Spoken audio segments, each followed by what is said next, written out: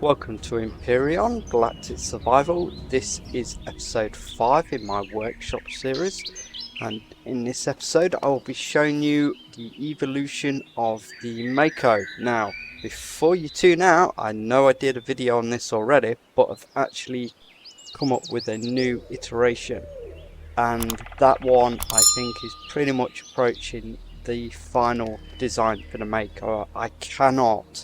I stress again, I cannot push the airframe to any more limits. I've pretty much packed in as many components as possible, but I want to kind of review the evolution of the Mako from the earliest iteration up to the current version. Now, I'm not going to go over all the details of each craft because you've seen all of them before, so we don't need to do that, but I'm just going to give you a quick rundown. So over here is the Mako Space Superiority Mark 12C. Now this is the one that started it off. Technically the second incarnation of the Mako, there was a Mark 10, which was the mark indicates the level of which you need to be at in order to spawn the ship. So this is a level 12 vessel, and it's the third iteration through that series.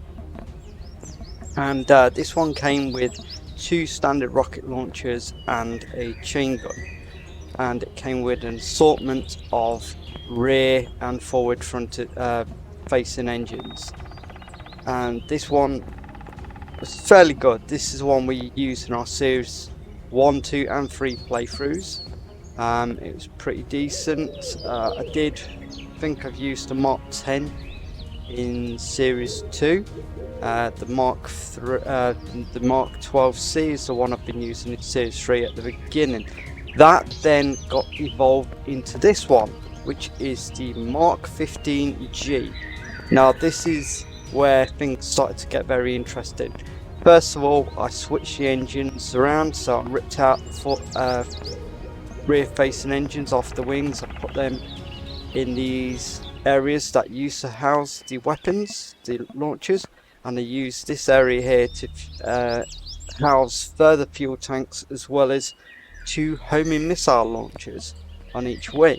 I then switched the chain gun for a rail gun to give it some extra oomph, and I did some internal changes, and that was that. Oh, and I also did this cosmetic change, which is now pretty much standard across every single version of it, which is putting a part wing segment over the engine housing to kind of give it a sheltered appearance. So it looks like it's like an inlet that leads down into the engine. Also it just shelters the engine instead of it being exposed like this one. So that is that design. Let's get out of there. Then we moved on to this one, which is the Mark 15J. Now this is the last iteration through the Mark 15 series. Again, it features the forward-facing railgun, the homing missile pods under the wings, forward-facing engines where the rocket launchers used to be. We did a bit of cosmetic changes on the hull, a lot of cosmetic changes to the engines. So I did this kind of enhancement to the engines to give it a bit more bit more of an exhaust feel, and then I did quite a bit of internal changes which involved doing this slope on the wings. Now before, if we have a look at this one, you'll see the wing slopes down just before and it goes into a flat segment. That is gone. Now it just goes straight into this kind of wedge and into this rim along the outside. Now that allowed me to get a couple more components into the wing sections, which allowed us to improve the handling of this vessel. Now both the J and the G are currently on the Steam Workshop. Now brace yourselves, because this is the one you've been waiting for. This is the Mark 17M. Oh yeah, it's different. So here we go. Let's just go into God mode. And look at that. So the wings on the rear section have been ripped out, replaced by these engine housing pods with what looks like an engine intake just here and a glowy engine element at the back. Now this is just visual effect, there is no engine built into this. In fact, what it is an RCS unit. So it's a single RCS housed in the whole of this, and you're probably thinking to yourself, what a waste. I know, but there's a reason for that. It's because one of my concerns I had with this one over here was why we were able to improve the handling a bit. Now if we just switch it on for a second so we can get the proper stat figures. The handling was better than the G. This is one of the reasons why I did it. But I wasn't quite satisfied with the profile. So I wanted something better. So let's just switch that one off. I've got a feeling those stats are actually better than this one. Better not be. So this one of the complaints I had with this is obviously it had a single mounted front weapon. Now this was great for taking down light drones. When it came to heavier drones it became a bit of a ball ache. Now ironically I was using the G variety in our current playthrough, and at one point in the Series 3 playthrough I happened to get hold of a plasma cannon. Now normally I don't like using energy based weapons because they're a bit fiddly to manufacture the ammunition for. I prefer bullets because, you know, they're cheap and cheerful. And I sort of put the plasma cannon on the wing just so we had an extra weapon on. And I was rather impressed with its handling. It actually did quite a good job at destroying turrets. And I thought, well, maybe what we need to do is switch out the rails and stick in some plasmas. So that's exactly what we've done here. We've installed 2 plasma cannons under the nose section, and yes, the nose section, the underneath part, has widened slightly, so it's increased from 3 blocks over here to 5 blocks over here. Now I'm okay with that because these engines are not obstructed, they're just blasting against here and blowing out. It's not a problem. I've managed to get another RCS into the housing of the nose cone, so that was good, and I've managed to get these 2 plasma launchers into the nose cone as well, so that's good as well. We've still got the standard homing missile launchers under the wing, but it's the extra RCSs that have really improved this craft quite a lot. So if we just have a look at this for a second, power it up. These stats better not lie. So immediately our roll has gone up to 81. Our pitch is down slightly at 84. That one was 85. But our yaw is up to 46. I think it's 45 on there. Let's just bring this one back on for a second. Yeah, so 45, 85, 59. So yes, we have slightly sacrificed on the forward momentum again, but 46, 84, 61.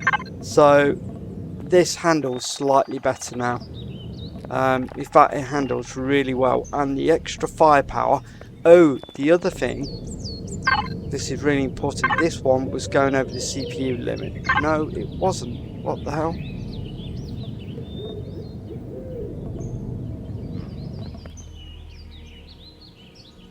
Ah, okay. Thought this was over the CPU limit. It must have been the one I've done in between these 2 versions that was going into the 40,000 limit. Okay, so this one was slightly under, but I mean it still underperforms on the rotations. So this one doesn't. This one overperforms, all except for the pitch. And we've got extra firepower at the front, and basically I just like these pods. I mean, look at them glowing, they look really good. I tried to colour match them the best I can with the main engines. It's very hard. Now let's just have a quick look. It's not a bad colour, is there? Yeah, that's the colour I'm using in a minute. Let's try that one. A bit too blue. I think that's a bit too blue. I think the turquoise one's better. Yeah. So I think that's really good. I'm liking the engine pods. They provide a bit of protection for the wings. When it's flying in profile, the profile looks really good. I mean, look at that, the front. Oh, that looks really gorgeous. And the back, yeah, it looks like it can do some damage. I was thinking of using those pods on the wings to kind of house some weaponry, but I think the RCSs were a better bet. Plus, because of the framing around the front and rear of the pods, I won't be able to fire out of them anyway. But I mean, look at that. That's the Mako on steroids just there. And yes, I have tried it out. It does do quite a bit of damage. Obviously, the 4 homing launchers do more damage than the plasma, but because of the rate of fire on the plasma, it does perform quite nicely. Let's just give it a quick test flight. Launch off. There we go. Let's have a look around. Oh yeah, absolutely no problem with that.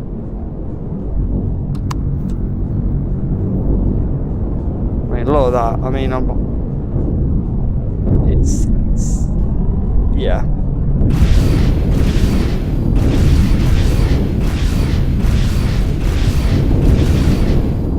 Yeah, that's going to be an absolute beast to fly. I mean, drones, yeah, don't even mess around. This thing's going to take drones out like you won't believe. And the plasma gives it a ground pound option, because it'll be able to like target troops now on the ground without having to switch to expensive rockets.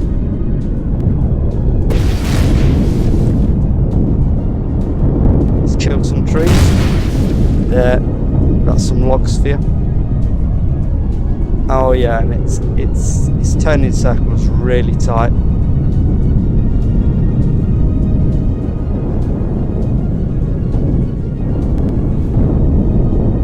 Yeah, I'm really happy with that. I will be again. I will get around to try and put it on the Steam Workshop. It took me a while to get the J up there because, well, you know, doing your thumbnails, gaining some pictures, doing your stats, doing the write-up, etc, etc. But I will be putting this on the Steam Workshop for anyone who's interested, because, well, frankly, it's very different to the last 2. So I hope you like that. There's no point going over the stats because you know what the stats are going to look like. It's going to be the same as the last 2, but yeah. That is probably the last version of the Mako. I think I'm going to have to switch to a new type of fighter now. Yeah, get it squared. There we go. That is such a beautiful craft. It's done a really good job on that, I think. Now, I am aware this is a quite small profile fighter, and I've packed in an awful lot of stuff, and the reason I've had to pack it in is because it's such a small frame. I'm having to utilise almost every segment of the ship to put extra components in, so you'll be travelling around and find a lot of the wings are probably made up of engines and cargo extenders and all sorts, and probably RCSs and torches, spotlights that have been embedded into the wing. Yeah, it's a really tightly packed, and yeah, it does heavily rely on its shields. This thing it's not exactly weak when it gets hit. I mean, shields do a pretty good job, but in terms of relying on the armor plating, seriously don't. If this thing's shields fail and you get hit, you'll know about it. You'll be losing quite a few components, but because of the distribution of a lot of the systems, even if you get something like an entire wing taken out, this thing can keep flying and keep fighting. I have been pretty diligent in the fact that I've distributed all the systems throughout this vessel. The only exception is obviously the shield and warp drive, which are housed under this bulky bit just here, along with the CPU extenders. I tried to split the CPU extenders the best I can to ensure you don't end up with a single, critical hit taking out your CPU extender, and then you just, well, it don't really matter, because if you take out one of the two level 3s, you're really screwed anyway, to be fair. Yeah, I'm really happy with that. I think I've done a really good job getting so much into such a small airframe. I think for my next project I'll be going for a medium-sized fighter. I classify this one as a very small fighter at the minute. This is designed very much for long range, strike and runaway operations. It's not really for duration. Get in, hit hard, get the hell out. So yeah, I hope you like it, guys. It's a pretty great vessel, and I will be again putting it on the Steam Workshop. If you've got any ideas or comments or suggestions, do let me know. I'm not expecting there to be much more room for improvement. I've pretty much maxed out the airframe to the absolute limits now. I'm having to build parts onto the airframe to include new abilities, so I don't really want to change too much from here. I'd rather just start a new project. So for now, guys, that's it, and you'll probably be seeing this at some point in our Series 3 playthrough, hopefully, when I do my next upgrade. Okay, catch you in a bit.